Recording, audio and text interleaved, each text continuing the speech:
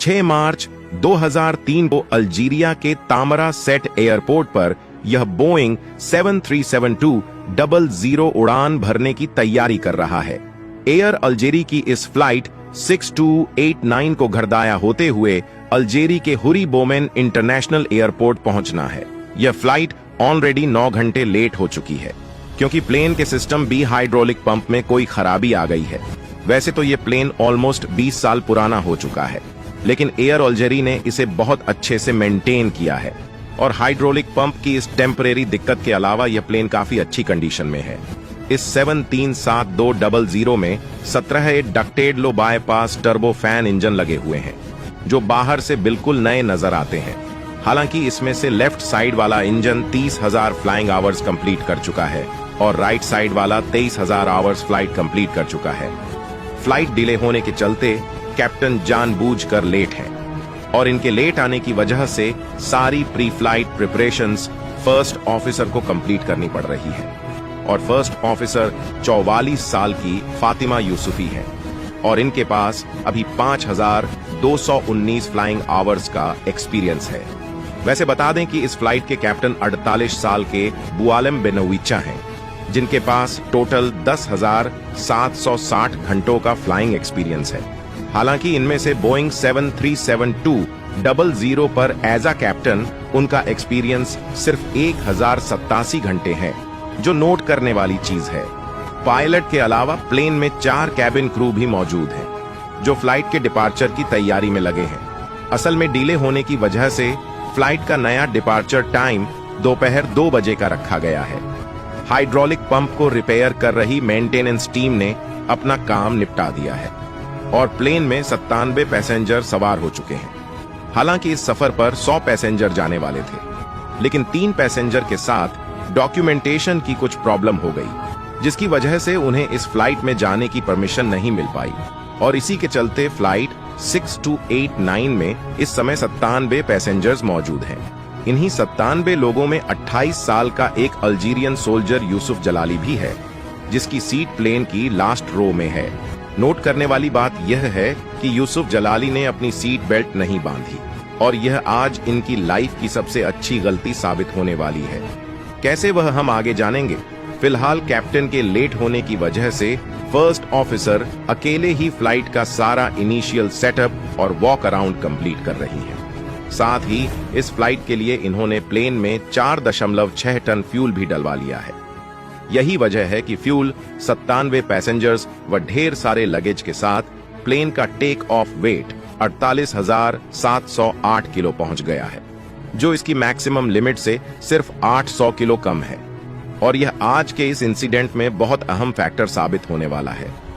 आखिरकार प्लेन के बाहर का ऑलमोस्ट सारा काम निपटने के बाद कैप्टन भी आ गए हैं, पर इतना लेट होने के बाद भी यह फर्स्ट ऑफिसर के काम में हाथ नहीं बटा रहे, बल्कि प्लेन की फर्स्ट लेग यानी इसे घरदाया तक उड़ाने की जिम्मेदारी फर्स्ट ऑफिसर को सौंपकर ये कैबिनेट के साथ पर्सनल बातें करने में बिजी हो गए हैं। इसी बीच कॉकपिट का सारा काम निपटाने के बाद फर्स्ट ऑफिसर डिपार्चर ब्रीफिंग पढ़ना शुरू करती है।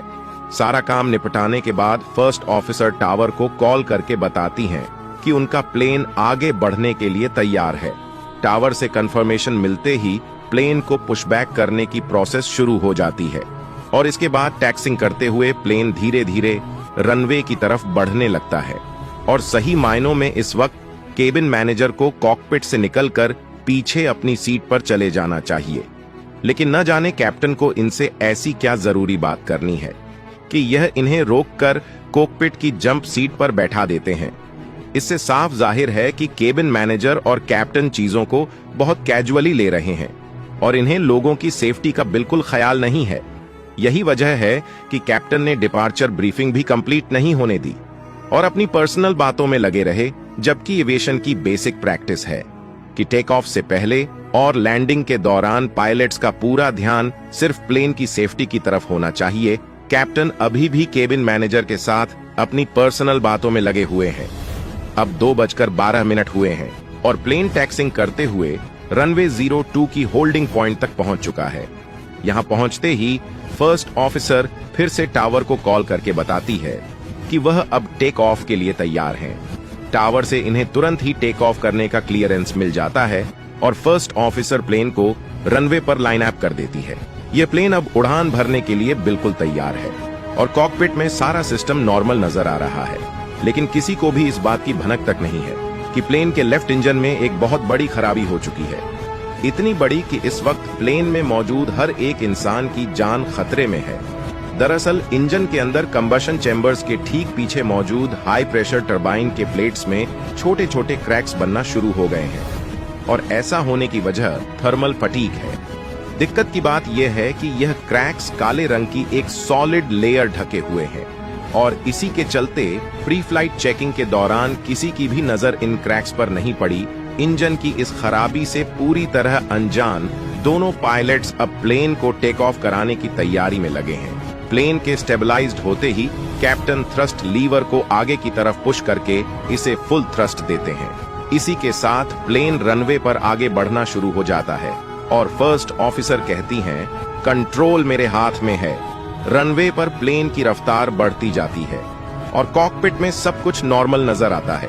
तभी कैप्टन फर्स्ट ऑफिसर को प्लेन की स्पीड बताते हुए कहते हैं, कैप्टन वव 1 रोटेट। इतना सुनते ही फर्स्ट ऑफिसर प्लेन की योक को धीरे धीरे लगभग 3 डिग्री पर सेकंड की स्पीड से पीछे की तरफ खींचना शुरू कर देती है।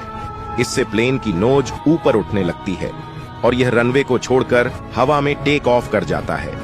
इस वक्त प्लेन की रफ्तार 160 नॉट्स है और टेक ऑफ किए हुए इसे सिर्फ 5 सेकंड हुए हैं।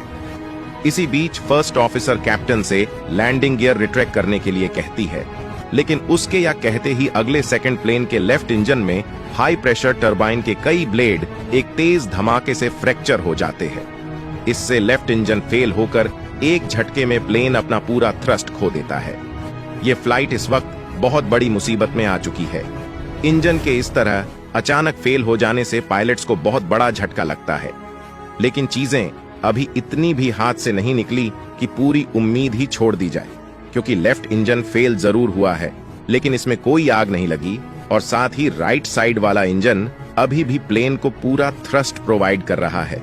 ये एक ऐसा सिनेरियो है जिसे हैंडल करने के लिए दुनिया के सभी पायलट्स को हर 6 महीने में एक बार जरूर ट्रेन किया जाता है और अगर बिना पैनिक किए रूल्स को फॉलो करते हुए समझदारी से काम लिया जाए तो इस सिचुएशन से निकलना इतना ज्यादा मुश्किल भी नहीं है। लेकिन इस फ्लाइट के उड़ान भरने से पहले कैप्टन और बाकी क्रू मेंबर्स ने जो लापरवाहियां की थीं, उनका असर अब दिखना शुरू हो जाता है। इंजन के फेल होते ही एयरक्राफ्ट अचानक से लेफ्ट की तरफ झुकने लगता है। इसे सीधा करने के लिए फर्स्ट ऑफिसर तुरंत राइट साइड वाले रूट को पुश करती हैं और इससे प्लेन काफी हद तक सीधा हो जाता है। प्लेन के लैंडिंग गियर्स अभी भी बाहर निकले हुए हैं, जिनकी वजह से इस कंडीशन में प्लेन को बैलेंस रख पाना मुश्किल हो रहा है। हालांकि फर्स्ट ऑफिसर ने कैप्टन से लैंडिंग गियर अंदर करने के लिए कहा था, पर शायद इंजन में हुए धमाके की आवाज से कैप्टन इतना सहम गए कि उन्हें यह करना याद ही नहीं रहा। फर्स्ट ऑफिसर इस समय प्लेन को किसी भी तरह संभालने के लिए स्ट्रगल कर रही है। घबराहट में इनके मुंह से निकलता है, यह आखिर क्या हो रहा है। इस तरह के केस में इंजन स्टार्ट लीवर को कट ऑफ कर देना चाहिए ताकि इसमें फ्यूल की सप्लाई रुक जाए और इंजन में आग न लगे, पर दुर्भाग्य से फ्लाइट 6289 के पायलट्स द्वारा इनमें से कोई भी काम नहीं किया गया, बल्कि इसकी जगह कैप्टन प्लेन का कंट्रोल अपने हाथ में ले लेते हैं और इसे 18 डिग्री के एंगल से ऊपर ले जाना जारी रखते हैं, जो एक बहुत खराब फैसला है। अब आप में से काफी लोगों को लग रहा होगा कि कैप्टन ने कंट्रोल अपने हाथ में लेकर बिल्कुल सही किया, क्योंकि वह ज्यादा सीनियर हैं और सिचुएशन को बेहतर तरीके से संभाल सकते हैं, पर असल में ऐसा नहीं है और इसके पीछे 2 रीजंस हैं। पहला रीजन यह है कि इस फ्लाइट की सारी प्रिपरेशन फर्स्ट ऑफिसर ने की थी, जबकि कैप्टन कैबिनेट के साथ बातें करने में बिजी थे। इसलिए इस प्लेन को फर्स्ट ऑफिसर कहीं ज्यादा बेहतर तरीके से उड़ा सकती है। इस सिचुएशन में सबसे बेहतर यही होता है कि जो पायलट शुरुआत से प्लेन को फ्लाई कर रहा है, कंट्रोल उसी के हाथों में रहे और जो भी इमरजेंसी प्रोसीजर है उसको फॉलो किया जाए। लेकिन यहाँ पर यह कैप्टन इन सब अहम चीजों को एक बार में सोच ही नहीं पाते।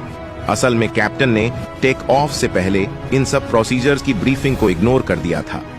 जिसकी वजह से इस समय यह प्लेन को संभालने के लिए मेंटली प्रिपेयर्ड नहीं है। यह एक फुली लोडेड प्लेन को, जिसका एक इंजन खराब हो चुका है और लैंडिंग गियर अभी भी बाहर है, उसे एक नॉर्मल टेक ऑफ की तरह लगातार ऊपर ले जा रहे हैं, जो सरासर गलत अप्रोच है। आखिरकार 300 फीट के एल्टीट्यूड पर जाकर वही होता है जिसका डर हम सबको है। प्लेन अचानक बहुत तेजी से अपनी रफ्तार खोने लगता है। यह देख कैप्टन पूरी तरह घबरा जाते हैं और घबराहट में चिल्लाते हुए फर्स्ट ऑफिसर से कहते हैं, प्लेन का कंट्रोल मुझे दे दो, मुझे इसे कंट्रोल करने दो। जबकि फर्स्ट ऑफिसर पहले ही उन्हें प्लेन का कंट्रोल सौंप चुकी होती है और यही वह जवाब में भी कहती हैं, मैंने कंट्रोल आपको ही दिया हुआ है। इसके साथ ही फर्स्ट ऑफिसर एक बार फिर कैप्टन से पूछती हैं, क्या मैं लैंडिंग गियर रिट्रैक्ट कर लूं? लेकिन कैप्टन के तरफ से उन्हें कोई जवाब नहीं मिलता। इससे पता चलता है कि कैप्टन प्रॉब्लम समझने में इतना खो गए हैं कि उन्हें फर्स्ट ऑफिसर की आवाज भी नहीं सुनाई दे रही और ना ही वह इस चीज को समझ पा रहे हैं कि प्लेन की नोज इस वक्त जरूरत से ज्यादा ऊपर है। इस तरह की कंडीशन में प्लेन का पिचिंग एल्टीट्यूड 12 डिग्री होना चाहिए, लेकिन कैप्टन इसे 18 डिग्री के एंगल से ऊपर ले जाना जारी रखते हैं। इसकी वजह से यह प्लेन स्टॉल पोजीशन में आने की तरफ बढ़ने लगता है। कुछ समझ न आने पर फर्स्ट ऑफिसर तुरंत ही अपना हैंड माइक उठाकर एटीसी को कांटेक्ट करके उनसे कहती है, हमारे प्लेन में एक छोटी सी प्रॉब्लम हो गई है। उनके इतना कहते ही कॉकपिट में स्टिक शेकर एक्टिवेट हो जाता है, जो प्लेन के स्टॉल करने का एक बहुत बड़ा साइन है। और प्लेन इस वक्त 390 फीट के एल्टीट्यूड पर स्टॉल कर रहा है। कॉकपिट में तेज झनझनाहट से हर एक इंस्ट्रूमेंट बुरी तरह हिल रहा है और पीछे पैसेंजर्स को भी अंदाजा हो चुका है कि उनकी जान खतरे में है। इतना सब कुछ होने के बाद भी कैप्टन को यह समझ नहीं आ रहा कि उन्हें प्लेन की नोज नीचे करने की जरूरत है, बल्कि इसकी जगह यह इसी सेम एंगल से प्लेन को आगे बढ़ाना जारी रखे हुए हैं। आखिरकार प्लेन स्टॉल करते हुए हवा में एकदम सीधा हो जाता है और अगले ही सेकंड में राइट विंग झुकने के साथ यह बेहद तेज रफ्तार से जमीन की तरफ गिरने लगता है। एयरपोर्ट पर टावर में मौजूद कंट्रोलर यह सब अपनी आंखों से देख रहा है और इसे यह समझने में देर नहीं लगती कि फ्लाइट 6289 एक बहुत बड़ी मुसीबत में है। इसलिए कंट्रोलर तुरंत ही एक्सीडेंट अलार्म को बजा देता है, जिसे सुनकर फायर फाइटर्स फौरन प्लेन की तरफ दौड़ पड़ते हैं। इधर कॉकपिट में जबरदस्त वाइब्रेशन होने के साथ साथ डोंट सिंक की सिक्योरिटी वार्निंग भी बजना शुरू हो जाती है और इससे पहले कि कैप्टन या फर्स्ट ऑफिसर कुछ कर पाए, दोपहर के 2:15 पर यह प्लेन रनवे के सिरे के पास बुरी तरह क्रैश हो जाता है। सबसे पहले इसका पिछला हिस्सा और राइट विंग जमीन से टकराता है और अगले ही पल इसके अंदर मौजूद फ्यूल की वजह से इसमें आग लग जाती है। आग का गोला बना हुआ यह प्लेन एयरपोर्ट की बाउंड्री से निकलकर एक सड़क को पार करके उसकी दूसरी तरफ जाकर रुकता है। इस हादसे में प्लेन के परखच्चे उड़ जाते हैं और फायर फाइटर्स के पहुंचने तक यह जलकर खाक हो चुका होता है। प्लेन में मौजूद 103 लोगों में से 102 की मौत मौके पर ही हो जाती है, यानी इस हादसे में सिर्फ एक इंसान जिंदा बच पाता है, जिसका नाम है यूसुफ जलाली।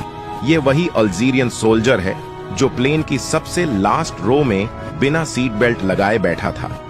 असल में प्लेन जब जमीन से टकराया तो सीट बेल्ट ना लगी होने की वजह से यह झटका खाकर प्लेन से बाहर निकल गया और इसकी जान बच गई।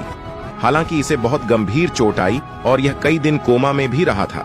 इस सोल्जर के अलावा वह 3 लोग भी बहुत भाग्यशाली रहे जो डॉक्यूमेंट में गड़बड़ी होने की वजह से इस फ्लाइट में नहीं चढ़ पाए थे।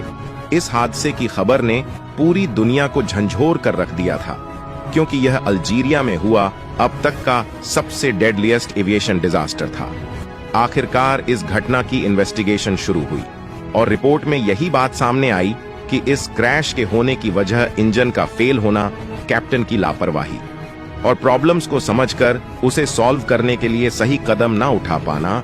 दोस्तों, आपको यह जानकारी कैसी लगी कमेंट बॉक्स में जरूर बताएं।